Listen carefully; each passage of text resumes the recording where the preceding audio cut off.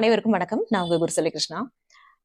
நம்மள எல்லாருக்குமே அதாவது வயது வித்தியாசம் இல்லாம எல்லாருக்குமே இது குடுக்கணும். இது தேவை. அதாவது நமக்கு இது மத்தவங்க பண்ணணும் அப்படின்னு நினைச்சா, நம்ம எத சொல்லுவோம்? மரியாதை. அதுதானே ரொம்ப முக்கியம். இன்னைக்கு எவ்வளவுதான் வசதி வாய்ப்புகள் இருந்தாலும், ஒரு இடத்துக்கு போனா நம்மள மதிச்சா தானே நம்ம அந்த இடத்துல இருக்கிறதுக்கு ஒரு என்ன சொல்றது? ஒரு மதிப்பு இருக்கும். ஸோ யாராவது நம்ம ஒரு வீட்டுக்கு போறோம், இல்ல நம்ம வீட்டுக்கு யாராவது வந்தாங்கன்னாலும், அவங்களுக்கு நம்ம மரியாதை குடுக்கலன்னா, அவங்க மனசு கஷ்டப்படும். அதே மாரி நம்ம போற இடங்கள்லயும் மரியாதை நமக்கு கிடைக்கலன்னா, நமக்கு ஒரு மாரி அப்செட் ஆகும் மைண்ட். இல்லையா? இது நமக்கு எல்லாருக்குமே ஏதாவது ஒரு சூழ்நிலையில இத நம்ம ஃபீல் பண்ணியிருப்போம். இந்த மரியாதை அப்படின்னு சொல்லும்போதே, இது எங்க இருந்து ஸ்டார்ட் ஆகுதுன்னா, நான் ஃபர்ஸ்ட் நம்ம குடும்பத்துல இருந்து தான். ஏன்னா வீட்ல இருக்கக்கூடிய பெரியவங்களுக்கு நம்ம மரியாதை குடுக்கணும். குறிப்பா நம்ம ஒரு ஹஸ்பண்ட் ஒய்ஃபா இருக்காங்க, ஒரு குடும்பமா இருக்கோம் அப்படின்னா, அந்த வீட்ல அடிக்கடி கணவன் மனைவியோ, இல்ல மனைவி கணவனையோ ஒரு மரியாதை குறைவான ஒரு வார்த்தைகள நம்ம பேசும்போது, தேவையில்லாத வார்த்தைகள நம்ம வெளியிடும்போது, அந்த குழந்தைங்க அத பார்த்துட்டு இருப்பாங்க. சோ அத பார்த்து தானே அவங்க வளருவாங்க. அப்போ அவங்க வளர்ந்து வரும்போது, நமக்கு பசங்க மரியாதை குடுக்கல. இந்த மாரி நம்மள நடத்துறாங்க. மரியாதை தெரியாத பசங்களா வளர்ந்துட்டாங்க. சோ இந்த மாரிலாம் அவங்க கிட்ட நம்ம எதிர்பார்க்கிறது டோட்டல் வேஸ்ட். ஏன் அப்டின்னா, நம்ம அப்பவே அவங்களுக்கு அதெல்லாம் சொல்லி தரணும். யார்கிட்ட எப்படி நடந்துக்கணும்? நம்ம வீட்டுக்கு வந்தாங்கன்னா, வர்றவங்கள நம்ம வரவேற்கணும். அவங்களுக்கு மரியாதை செய்யணும்.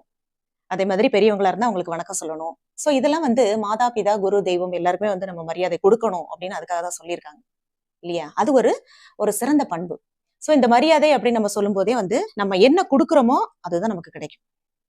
சோ மரியாதை அப்ப எங்கெல்லாம் கிடைக்கும் அப்படின்னா, அதையும் பணம் மாரி தான் சம்பாதிக்கணும். அதெல்லாம் கேட்டு வாங்குனா அதுக்கு பேரு மரியாதையே கிடையாது. தன்னால கிடைக்கணும் அப்படின்னா நம்மளுடைய செயல்கள், நம்மளுடைய நம்ம ஒருத்தங்க கிட்ட எப்படி பிஹேவ் பண்றோம்? எப்படி அவங்கள அப்ரோச் பண்றோம்? எப்படி நடத்துறோம்? ஒரு சமமா, அதாவது எனக்கு வலிச்சாதான் வலின்னு கிடையாது. மத்தவனுக்கு வலிச்சாலும் அது வலிதான். சரியா? அவனுக்கும் பசிக்கும், அவனுக்கும் கஷ்டம் வரும், அவனுக்கும் அழுக வரும். சோ இது எல்லாமே ஃபீல் பண்ணக்கூடிய தன்மை, ஒரு மனிதாபிமானம், ஒரு மனித நேயம் நம்மகிட்ட இருக்கும்போது, மரியாதை அப்படிங்கிறது தன்னால கிடைச்சிடும். மனசாட்சின்றது ஒண்ணு நம்ம மனசாட்சி இல்லாம செயல்படும் போதுதான், அந்த மரியாதை அப்படிங்கிறது இல்லாம போயிரும். இன்னைக்கு எவ்வளவு உயரத்துக்கு போனாலும், இன்னைக்கு எவ்வளவு பெரிய மனிதர்களுக்கெல்லாம் மரியாதை குடுக்குறாங்க அப்படின்னா, அது ஒரு பயமா? இல்ல. பயம் கலந்த மரியாதை அவங்க மேல. ஏன்னா நம்ம செய்யக்கூடிய செயல்கள். சோ பணம், பொருள் அதனால மட்டும் கிடைக்கக்கூடிய மரியாதை மரியாதையே கிடையாது. நம்மளுடைய செயல்களால, நம்மளுடைய எண்ணங்களால, நேர்மையான செயல்களால பொய் சொல்லக்கூடாது. சோ யாராவது சொன்னாங்க, ஏதாவது சொல்றாங்கன்னா, அத காது குடுத்து தயவு செய்து கவனிங்க. அதுவே அவங்களுக்கு குடுக்குற மரியாதை.